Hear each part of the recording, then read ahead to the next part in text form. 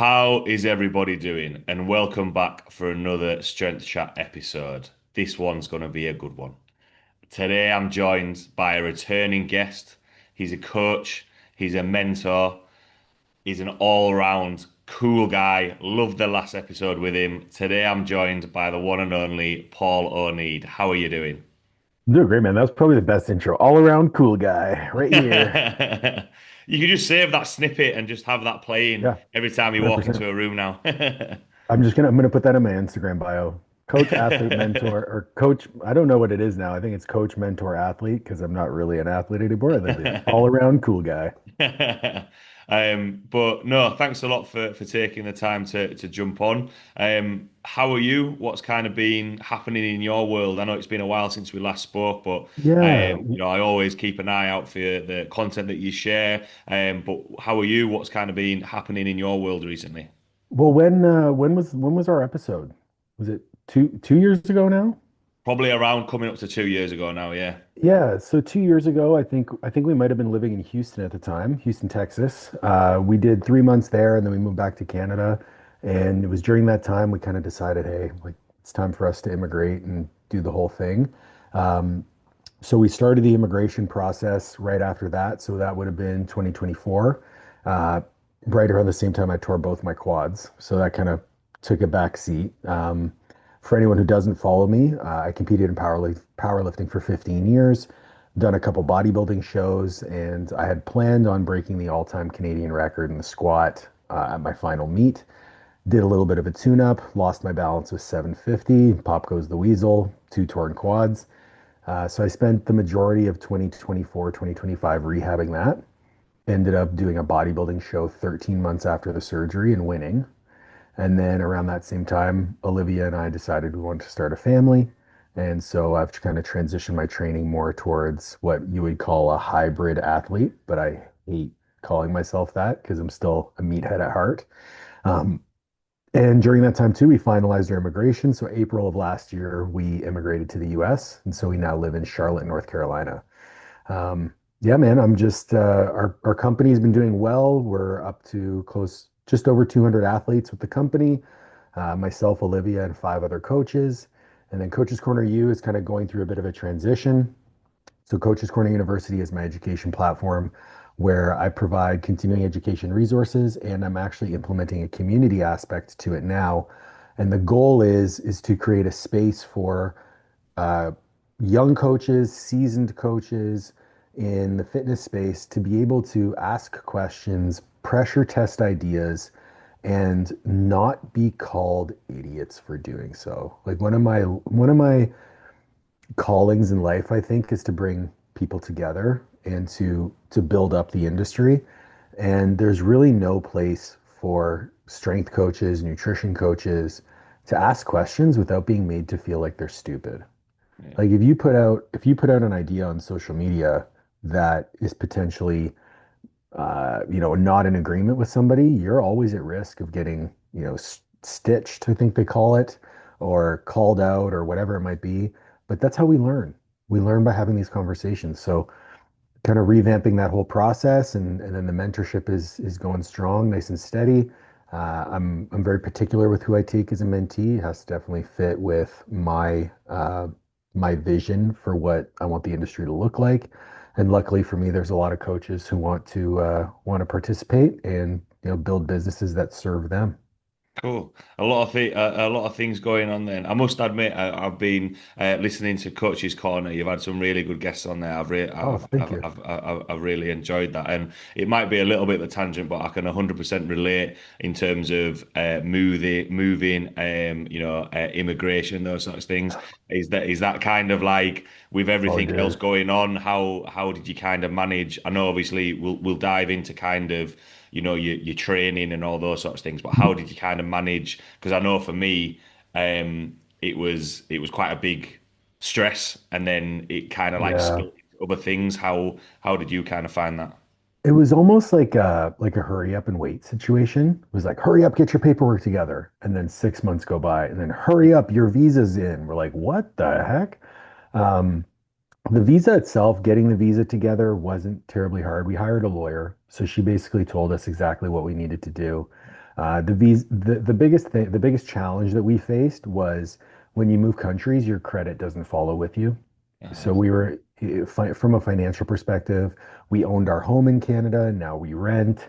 Um, Trying to set up like business banking and all that sort of stuff. There was a period of about 10 days where within 10 days, I was on the phone with the bank for 24 hours Wow. within 10 days. So it's like 2.4 hours per day Yeah. on top of me working and training and doing all that stuff. I'm a bit of a psychopath, so like it didn't affect my training really.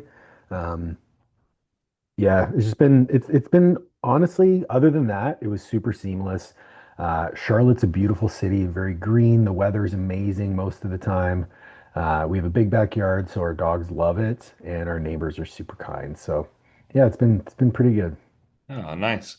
And kind of diving into the topics I had in mind there. Obviously, you've mentioned there about, still training, Mhm. having your injury, transitioning your training. Yeah.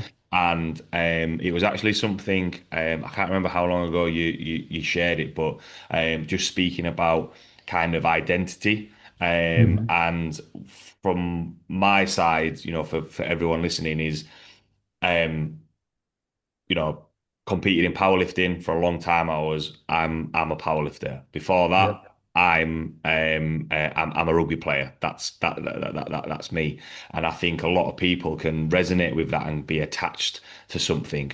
Whereas, like what you mentioned with your injury, a change in, priorities, whether that's starting a family, whether that's moving, and again, using myself as an example, moving to Thailand, where I thought, oh yeah, I'll be able to do this, this, and this. I wasn't because it things that it was too much of a bigger change for me, and it was kind of like, all right, what do I do now?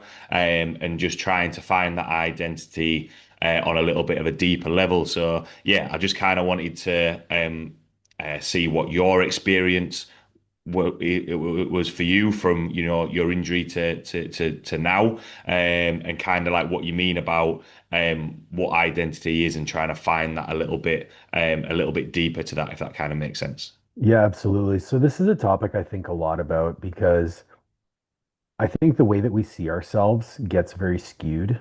Initially as we're growing up, we are who our parents tell us we are. Then we become who our friends tell us we are. And then we go through school, we kind of discover ourselves, we grow up, and then we are what we do. And so all of these are external to ourselves. So, and when you attach your identity to something that is with outside your control, it becomes very fragile. And so when people go through these, like a catastrophic injury or a loss of job or something like that, or a loss of a marriage, things like that, your identity gets challenged because you don't have anything to fall back on because you truly don't know who you are. A question that I've come to start asking a lot of my clients and a lot of the coaches that I work with is if you had to tell me who you were, but you couldn't use your job, your hobbies, your family, or your faith in your description of who are you? And it becomes a very challenging question to ask. And so I've been faced with a number of things over the course of my life, whether it be injuries in powerlifting, whether it be career changes, whether it be relationship changes, that really challenged the way that I see myself.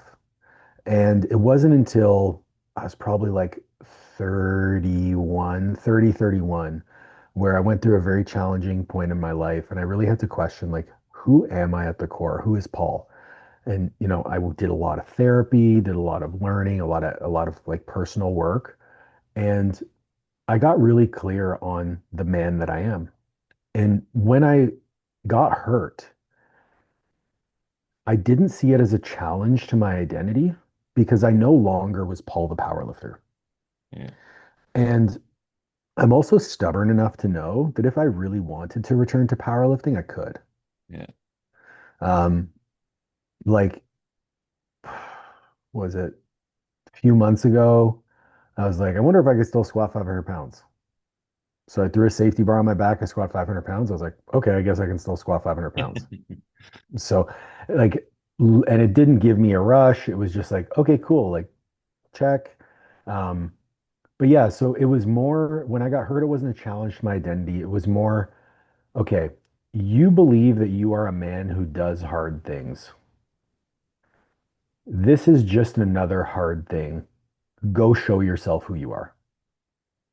And that's what I had in my mind. I had in my mind, hey, like this is going to galvanize your identity. This is going to show you who you are. And that's the approach that I had with the entire rehab process for that whole year. You could speak to my wife, like even when I was so because of the nature of my injury, they had to screw my quad tendons back to my patellas, and the timeline to heal bone is 6 weeks. And there's nothing you can do to heal bone faster. It's just 6 weeks. It's gonna heal. So I was immobilized in a wheelchair. I couldn't get into my own bathroom in my house. I had to sleep downstairs in my office in a hospital bed. The only movement I got was from the hospital bed to the toilet that was beside my bed. But for 8 hours a day, every single day, I was doing something related to rehab, whether it was muscle stim, whether it was corrective exercise, whether it was blood flow restriction, whether it was PEMF. I was always like literally all day rehabbing. I have pictures of myself. So for anyone unfamiliar with a PEMF machine, it's basically a ring, maybe like foot and a half in diameter, and it emits an electrical signal that upregulates ATP synthesis, and it can help with healing. And I would put that around my legs, and then I would just sit on my laptop with that thing around my legs. And that's how I was working. I didn't take a day off work.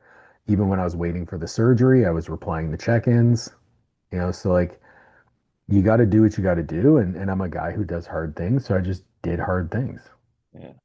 And with that, what I like what you said there is, all right, I'm not, Paul the power lifter now. It's like moving on Mhm. from there because, you've mentioned about the work to realize that, you're a guy that does the hard things. And do you think that uh, because you had that identity comfortable in terms of who you are, do you think Mhm. sometimes people struggle with that because you've experienced it, I've experienced it with clients that if they have an injury or something happens and they can't be that power lifter, that crossfitter, that high roxer, whatever it may be, and they have to change and something has to happen and essentially move on from that.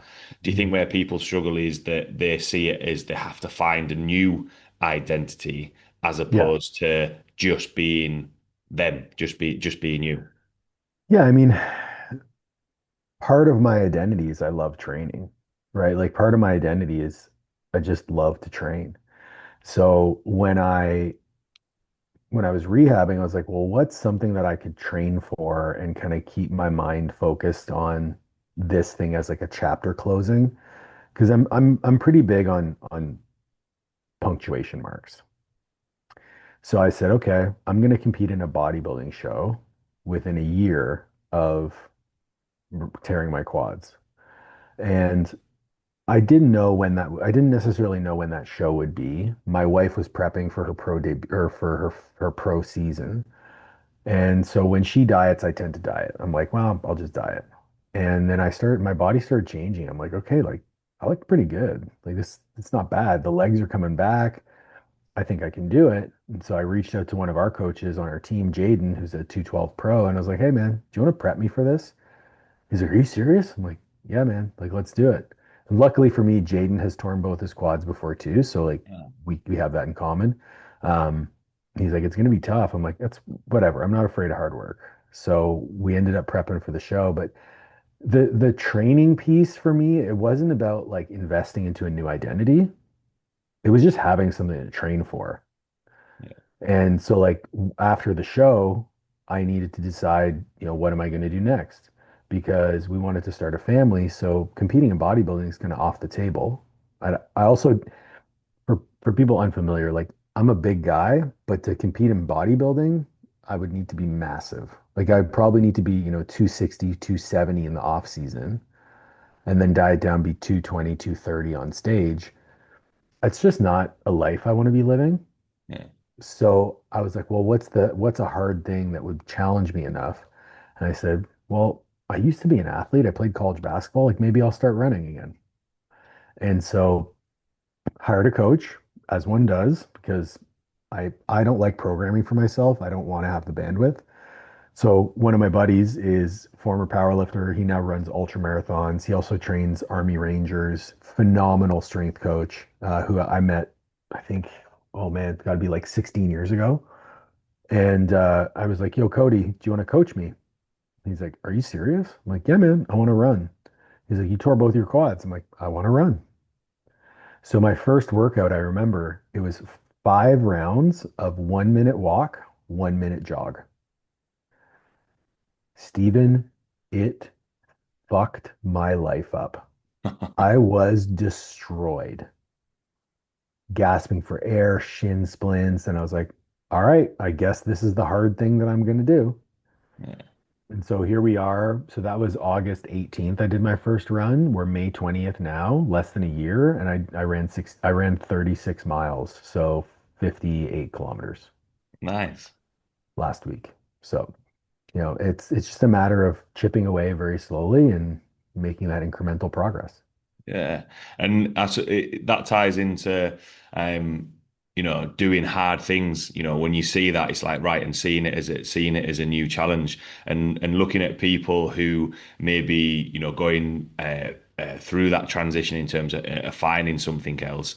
Do you think that's what they need to tap into a little bit more? It has to be that thing of look, see it as a challenge because everybody gets involved in powerlifting, strongman, whatever it may be, because they enjoy it. And it's like, why do they enjoy it? Oh, because they're seeing progress at it. They're seeing it as a challenge, whatever it may be. And you can still, you've just Yeah. shown that there. You can still find that in anything else that you do. Is that kind of, your approach when people ask or struggle with something like this? Yeah. Yeah. So, I mean, if your identity is tied to a specific thing, it becomes fragile because if that specific thing gets taken away from you, you lose your identity. But if your identity is within and your identity is malleable and it can be adapted to different things, right? Like if I say I'm someone who does hard things, I'm not going to be afraid to have hard conversations with my partner. I'm not going to be afraid to take a risk in my business. I'm not going to be afraid to be a white belt and suck at something, right? So it is applicable across all platforms, which makes me anti-fragile, Yeah, right? Because anytime I'm faced with a hard thing, I just get better at doing hard things. yeah, And I think the more we can shift ourselves towards this internalized identity, absent of family, faith, hobbies, work, we simply become more adaptable to the way that life will happen to us. Because ultimately, like life is gonna life, yeah. like you're gonna get thrown obstacles that you weren't ready for. And the more resilient you can be, the more robust your identity, you're just gonna step up. Yeah, I suppose as well. It's kind of going back to in terms of that identity, because I think sometimes I don't know the best way how to word this. What's going around in my head, but there's sometimes maybe a lack of confidence in their own identity. We touched 100%. on it a little bit at the start as a coach. Asking questions, you can sometimes be judged, laughed at, be made, oh no, why are you thinking it that way? Whereas actually sometimes, that lack of confidence in your identity, once you do more hard things, once you keep being able to move forward from that, you have that own confidence of you listed it there. It allows you to take risks with business or have uncomfortable conversations. You've got kind of that. I don't know whether confidence is the right word I'm looking for, but have that confidence in yourself to be able Yeah. to do things outside of just training. I think it is a level of confidence. I think a lot of the reasons why people externalize their identity is because they feel like they aren't enough. Yeah, So if they have an externalized identity that gives them validation, it's that dopamine hit, right? So it's like, oh no, I mean I hit a PR, So I have worth. Yeah. But when you take that away and all your worth comes internally, that's a really powerful position to be in because it frees you up to fail. It frees you up to make mistakes. And the only way that we improve is by failing and making mistakes. I've never met a successful person in my life who has never failed. And in fact, some of the most successful people that I know and that I've been exposed to, whether it's in athletics or whether it's in business, they actually seek opportunities to fail. They're not afraid to set those big goals. They're not afraid to shoot for the moon because they know that they're going to be successful in the long run. My favorite quotes about this is like everything works out in the end, and if it hasn't worked out, it's not the end. Yeah. You know? Yeah, I've heard that quote before. I've heard that quote before, and yeah, I think that is it's quite powerful actually because it kind of Yeah. shows in a this might be a little bit of a tangent, but in a world where everything's kind of like really quick, short snippets of information here, here, here. Yeah. Sometimes it's that longer term goal. We're actually having a conversation, the me and the rest of the coaches at the gym that I'm at now, about sometimes because it's kind of like a fitness retreat as well. We have some people that come over. So, like for example, we have quite a lot of fighters that come over. People come over just for a block of time. That can range from a week. I think there was a guy from America who actually ended up staying 4 months. He could Oh, work wow. remotely and just had 4 months. He dropped quite a lot of weight, improved his fitness, just kind of like Hell yeah. changed his whole mindset really about training. Whereas it's that thing of um, yeah, it can take that longer time as opposed to there's some people that have come for like 4 weeks and be like, I want to achieve all of this, I want to do all of this, and it's like, well, you can get quite a lot of done in the 4 weeks that you're here, but that's Mhm. not going to be like I always say to them, it's not kind of like the real world because you might not be working here. Everything's kind of like taken care of and keep going. And it's kind of that thing of you look at CEOs and people at the top of the tree, if you like. It's taken them a long time to get there. They've had to like put that work in to get there. Yes, some longer than others. That time frame can be debatable, but it's that work that's put in to get to that end product. Yeah. And I mean, so let's take that as an example. Okay. So I think motivation is a beautiful thing. I think being motivated is a necessity to create change. So in that situation, they've removed themselves from their normal environment and they've put themselves in this fitness street or whatever environment where everything's at their fingertips, everything's taken care of. That's really motivating. But at some point, that motivation that created habits will dwindle. And at that point, it's my belief that you need to rely on discipline. So that discipline is what allows you to ingrain those habits. And once those habits become automatic, now you're just someone who does that. So, like, you go from motivation to discipline, and people will say, "Oh, Paul, you're so disciplined. You train X amount of time." Like, I train twice a day, every day, except for Sunday when I only train once. So that's 13 training sessions a week. And you'll say, "Man, you're so disciplined. How do you do that?" I'm like, "I'm not disciplined at all. I just fucking do it." Right? It's who I am. Who I am is someone who follows the plan, and the plan says, "Hey, you're training 13 times a week." And if my schedule gets in the way or I have to travel, I will move those training sessions around, but you bet your ass I'm training 13 times a week because it's who I am. It takes no discipline whatsoever. Same with like prepping my food and whatever it might be. It's like, it's going to happen. That's who I am. With that, following that train of thought, and again, it's quite interesting, chatting about this. There's a train of thought there of, and I always try and relate it. I'm a big fan of analogy and try and use examples where people can see and be like, oh yeah, that makes sense. And I do believe that there is an element of enjoyment when you train. If you're doing something, that often, like you've got to enjoyment, and that enjoyment can be enjoying the challenge. Like there's a Buddha on the top of like a mountain hill, and that's every Wednesday morning. And when I first came over, I 100% respect the amount of running that you've done, especially, from the powerlifting, because that's something I'm trying to get better at, just because I like the challenge. And I went up the Buddha Hill. You can see the whole of Phuket Island. It's awesome. And the Beautiful. first time that I did it, basically the vans go up to the top, meet us at the top, and then we drive down and go back to the gym. The vans beat me to the top, which was a sign of I'm near the back. I'm near the back of the back of the queue. Whereas it's Mhm. like I'm not letting that happen again. So Right. now when I've done it, I get up. The vans don't pass me now. I run a little bit of it as well. So it's got that enjoyment of I've accomplished something there. Whereas also when he's talking about motivation, not everybody is every day going to be 100% motivated to go to work. It's a case of right, get up. This is what I do because I have to do it. Bro, Yeah. I literally, so it's 90 degrees outside. So for people to translate, that's like 28 degrees Celsius. And it's always humid here.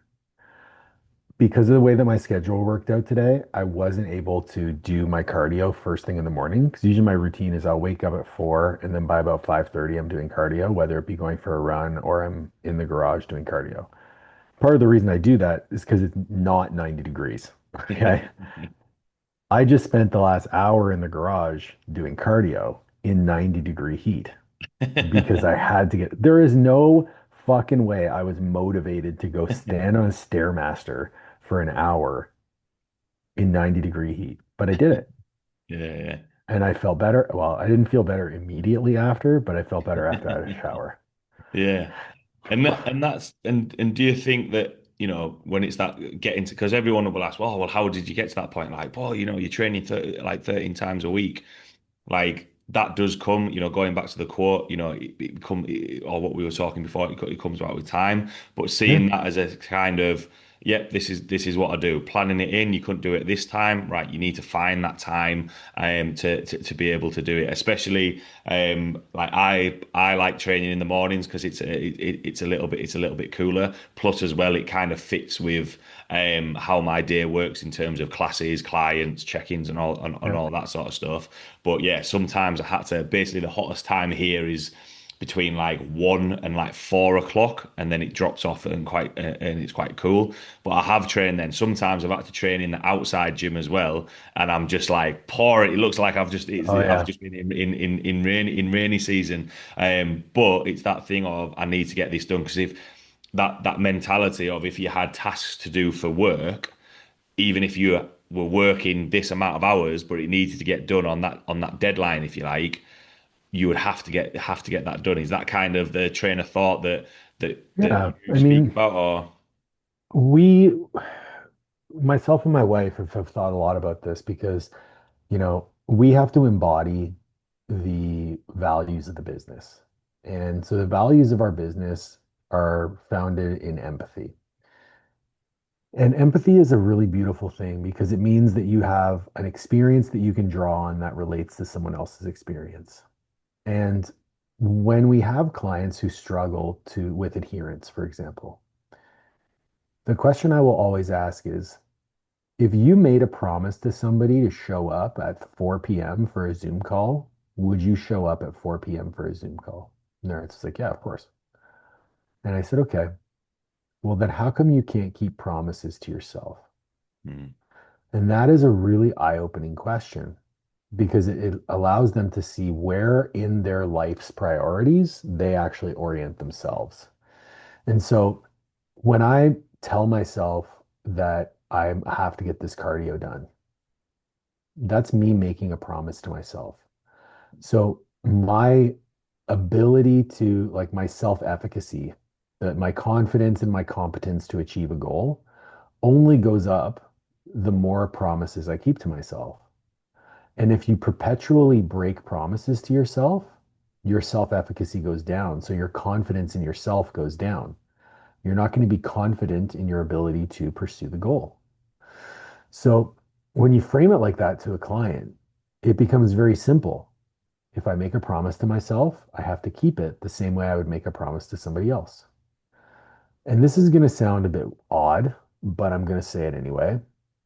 You are the most important person in your life, right? That is a very selfish thing to say. But if you don't fill your cup, there is nothing for you to pour into others. And so every time you break a promise to yourself, you're taking water out of your cup.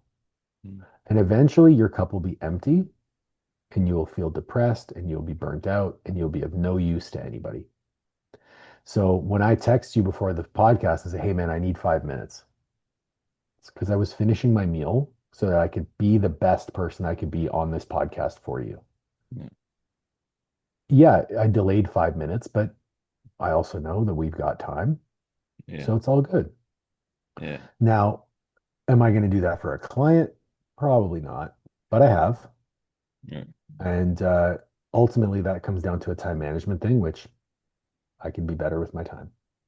So, that all to say, when it comes to adherence, it's all about keeping promises to yourself. And with every promise that you keep to yourself, you build your identity. That's the long-term game of identity shift. It's a series of small promises kept to yourself over a long period of time. And I don't want to come on here and say that I'm perfect and that I keep every promise that I make to myself and that I never miss training sessions, but I do have my priorities in order. I know that my main priority is to myself. I know that my second priority is to my wife. I know that my third priority is to my family. I know that my fourth priority is to my training, and I know that my fifth priority is to my business. And so you might think, well, Paul, you're a business coach. How is your business your fifth priority? It's because if I am not okay, my business will not be okay. And I need those four things ahead of my business to be okay for me to feel okay. Yeah. Yeah. And when you moved, you said, when you moved, it threw a monkey wrench into your training. It's because, well, training was probably not as high on your priority list as you might have thought it was. Mm. And that's okay, as long as you're honest with yourself. But if I think it was James Clear I'm going to paraphrase this, but James Clear, who wrote Atomic Habits, which is a phenomenal book, said something along the lines of, uh, if you set a goal but do not become the person who achieves that goal, you're essentially making an agreement with yourself to be unhappy, Yeah. which is so true. It's like, well, if I want to run, like I'm going to run a half marathon in the fall, and the goal I set for myself is to run a 1:45 half marathon, which is quick, especially for a guy who weighs 220 pounds. But every day I wake up and I say, okay, cool. What would a guy who runs 1:45 do today? He would follow his plan. And my plan had cardio on the plan, like low intensity cardio on the plan. And so I did low intensity cardio in 90-degree heat and sweat my balls off. There we go. Yeah. I, I like the thought of yeah, I've not heard that before of keeping that promise to yourself. And using me as an example, it was a case of which I'm sure other people listening can relate to as well, is, oh, I can't do this because I've got to sort this out, I've got to do this, Yeah. I can't do that. Whereas actually it's that thing of, well, no, actually, taking that time, because I must admit, in terms of yeah, adherence to training, consistency of training, productivity, sleep, time that I can spend with Daniela, like it's completely different, because it's then a case of, right, well, actually this is what I do from there. And do you think that it is, whether using it as an excuse, or not knowing the identity, or not having that cup full, whereas it's just using other things that just distractions and excuses, whereas actually, just having that time can then benefit other areas, if that kind of makes sense. I mean, it's a multifactorial equation because so if you're making that choice, you're essentially saying, okay, when you say yes to something, you say no to something else. So you were saying yes to time with Daniela. You were saying yes to time to focus on your business. You were saying yes to probably sleep. But if training was more important than sleep, well, you would just sleep less and train. I think an excuse is only an excuse when you are deprioritizing. So if you ranked your top five priorities like I did, and then I put my business ahead of my training and then made an excuse about it, I think that is poor prioritization. And anytime you make a conscious decision to do something, you cannot feel guilty about the outcome of that decision. I firmly believe that. So if you, let's say, your mates call you and they're like, hey, Steven, let's go out for a beer. And you go out for one beer, turns into two beers, turns into three beers, turns into five beers. And then you wake up the next day hungover and you feel like shit about yourself. That's because your choice to have multiple drinks wasn't a choice. It was unconscious. Mm. You didn't weigh the pros and cons. You weren't conscious in that decision making. But if you woke up after five beers and you said, man, last night was so much fun to connect with my friends, then there's no more guilt about how shitty you feel in the morning because you chose to feel that shitty. Yeah. And we use this framework a lot with our nutrition clients. It's like if you're choosing to have a meal that isn't on your meal plan or it doesn't fit your macros, you cannot then feel guilty or shameful or negative in any way about the fact that you were 3 pounds heavier the next morning because you knew that if you chose to do that, this would be the outcome. And we educate them on these outcomes and why they happen and, water balance and food volume and stuff like that. And we also know as coaches that their weight's going to come down after a couple of days. But for them, it's that education piece on, hey, you made that choice.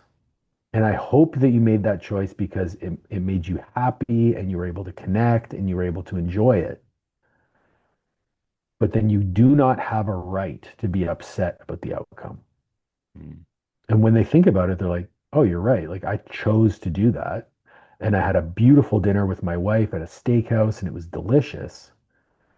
Now, all of a sudden, the next time they're in that situation, number one, they're not going to eat as much because they're aware that it's a conscious decision that they're going to make. So the damage is less. Number two, they're going to be more present in the experience. So they're going to enjoy it even more. And then they're going to be, number three, is more motivated after that meal to come back and crush their training and hit their macros because they had that time to decompress and downregulate. Yeah. So it's a win-win. Conscious choice is literally the key to everything. Like if you embrace your agency, you unlock almost like a superpower within you that makes you so resilient to everything that you feel like nothing can stop you. Yeah. Yeah, I think when you've said there about, because there is a choice in everything. It's not kind of like it's going to be rare that you kind of just like forced into doing into doing something. There's always going to be a choice I there. have I have never seen in my life or heard of, whether in real life or in a movie, somebody holding a gun to somebody's head and saying, "You better eat that fucking cake," or "You better eat all those chicken wings." Like no one is taking the chicken wing and shoving it in your mouth. Yeah, You are doing that. yeah, So yeah, be present. yeah, absolutely. And this kind of goes on to so when we're talking about choice and actually being able to move forward because and by that I mean whether that's from challenging circumstances in life or injuries or anything like that. I think sometimes people can get hung like like hang on to those and be like, I can't do this because of this, and kind of like create a different identity which has more like obstacles in their way, as opposed to what we said about before. I'm a person that does hard things. I want to find that thing to be able to move forward from. And do you think when it comes to choice, it's that active choice of wanting to kind of like um, linger and stay in that point, as opposed to look at all the other things that we can do, the other avenues that we can do to move forward and move past things that have been a challenge, if that makes sense? A great question, man. And I think we spend so much time and energy fighting life. Like I would be lying if I said that going through that injury was easy, because it wasn't. Like it was the most painful thing I have ever experienced physically. And I probably cried every day. Like most days for the first 6 weeks. Because when I got out of the wheelchair and I was able to move around, it was much easier mentally on me because it felt like I had a bit more purpose. But it was really hard. But I can't change the fact that I'm in the wheelchair. Yeah. And you can't change the fact that you got hit by a car, or you can't change the fact that, your partner cheated on you, or whatever life situation has happened to you. What you can change is your attitude towards it. You can change the way that you show up. You can change the way that you act and you respond. And ultimately, the results of your response is what's going to shape your reality. And so when you think about, oh, well, if I'm in control of my reality, then nothing can hurt me. Mm. Again, it's a superpower. Yeah. I think it goes back to what you were saying before about keeping that promise. And I know we've used it as, training or anything like that, but promise, right, I'm going to do my rehab today. I'm going to do this. Yep. I'm going to do that. An example was um, uh, basically the area that we live in is provided by the school. So everybody who lives, I'm the only person in the building that has a separate job to the school, which I actually really Okay. like. I like that as a little bit of as a badge of honor. But basically, one of the teachers at the school, it was kind of like a freak car crash. Broke her back. And this was a couple of months ago. And obviously, it's quite challenging. She lives by herself. People are going to go see her.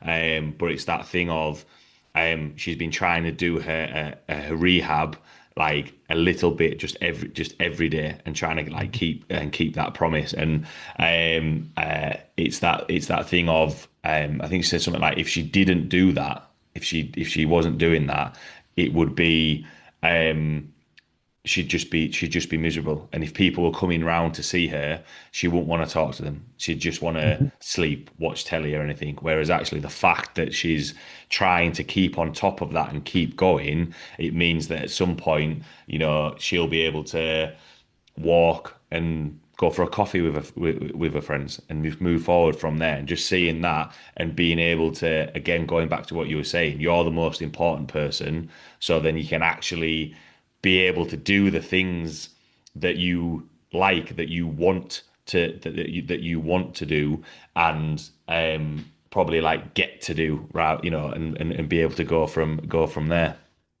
Yeah, absolutely. I Yeah. couldn't agree more.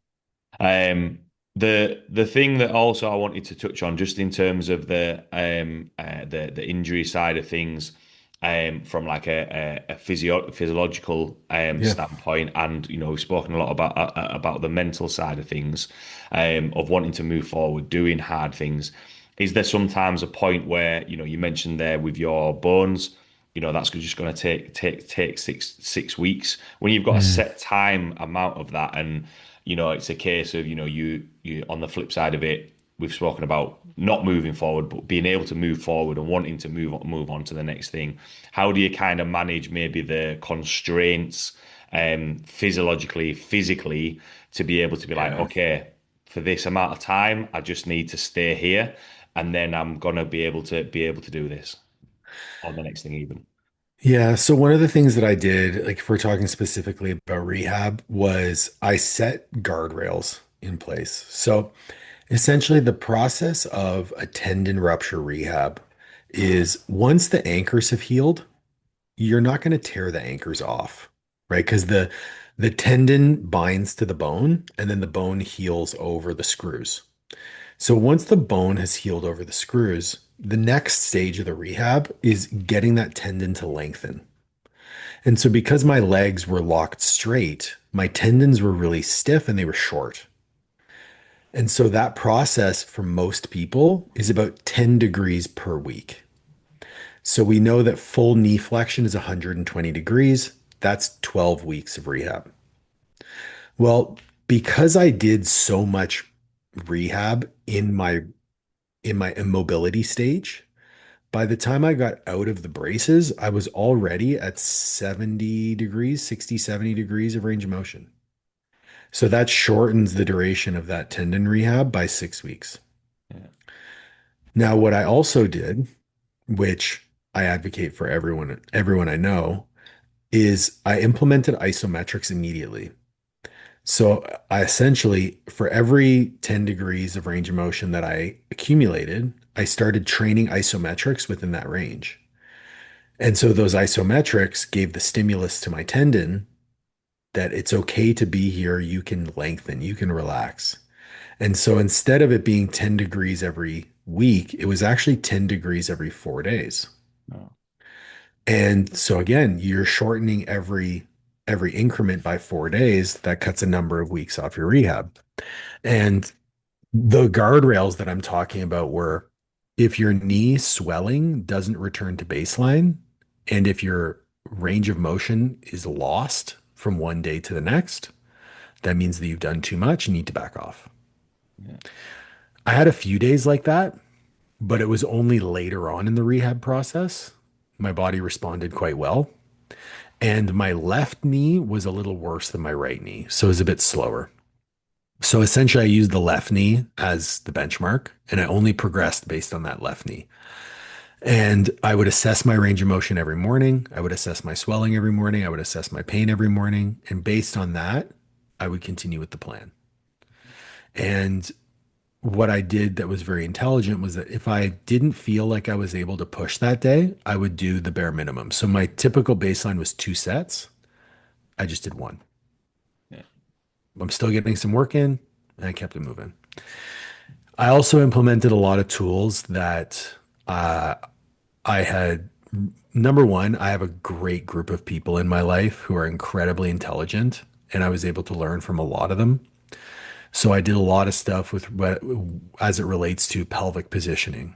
My former coach, Denny Lamartina, equipped me with a ton of tools to help improve my pelvic stability, improve the my ability to access different ranges of motion. Awesome. Then I reached out to my friend Dylan Seeley. And Dylan helped me with understanding, co-contraction between calf and hamstring and understanding scar tissue and what other tools I had at my disposal. I had Ken Kanak and I had Matt Nickel. I had Dr. Mario Nuovo, who's a specialist in blood flow restriction training. So I was using all of these tools within my rehab process. And because I had all these tools at my disposal, and I'll be the first to say I also use peptides to help with my healing. By week 12, so typically tendon rehab, by week 12, you've achieved 120 degrees of passive range of motion, which means that then you're allowed to start loading. By week 12, I could already body weight squat. Okay. So I'd already started loading. By week 16, my range of motion on a leg press was better than it was pre-surgery, and I was already leg pressing 5 plates for 20. Yeah.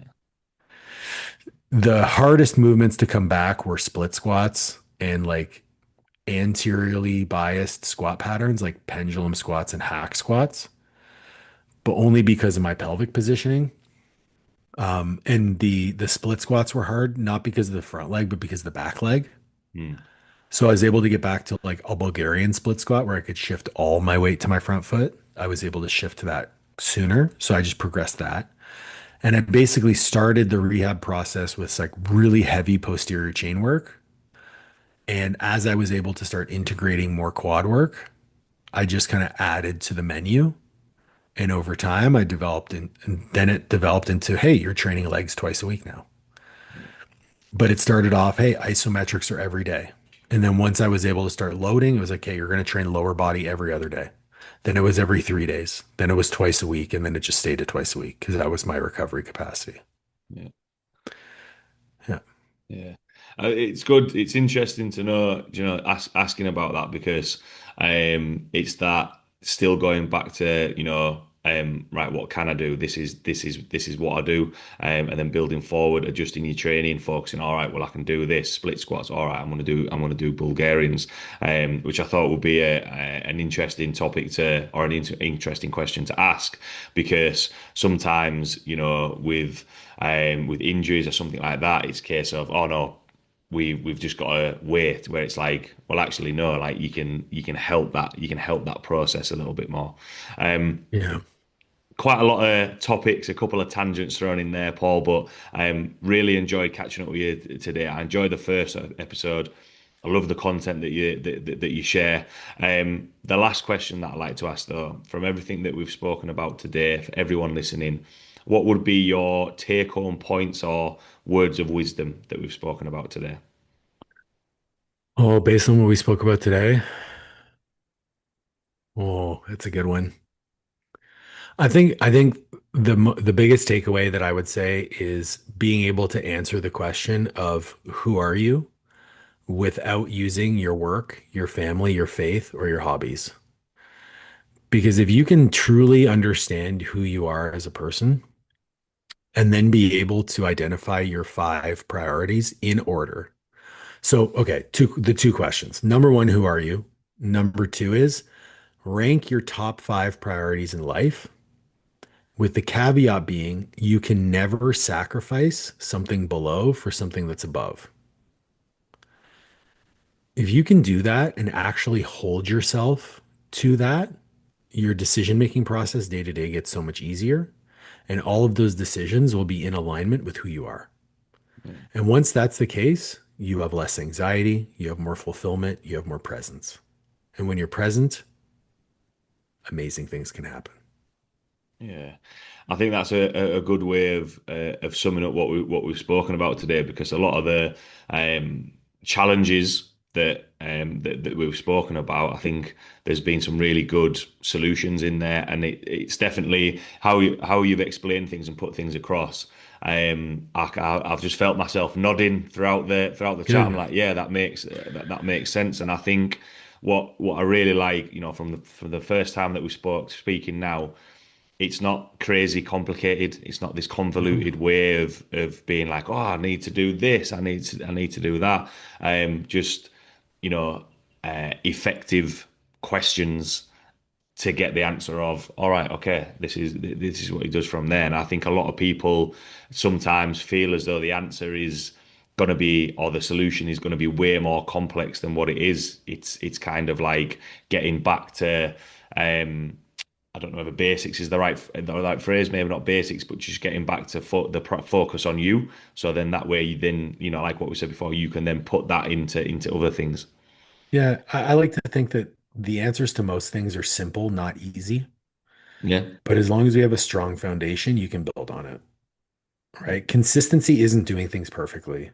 Consistency is doing mostly the right things most of the time for a really long time. Yeah, absolutely. Yeah. The example I find myself using quite a lot is, and I don't know why this came up, but I said I liked an analogy. It's, if you got 90% on a test, I know for me, I'd be like, that's cool. Well, wow, I've got a Yeah. 90% on a test. Like that would be good. Obviously, if that percentage starts dropping down a little bit, or that score starts dropping down a little bit, right, okay, that's going to be a little bit more. It's even, I train a lot of people who have come from, sporting backgrounds. And it's a case of, if you only have one game a season and you lose that game, of course you're going to think of it as a failure. Whereas if you've got 10 games and you win eight of them, doesn't really matter if you've lost the two games because you're still ahead. So yeah, really, really enjoyed catching up with you today, Paul. For You too, everyone man. listening who might have any questions about what we've Yeah. spoken about today, want to see that the content that you share or reach out to you, where could people find you or reach out to you?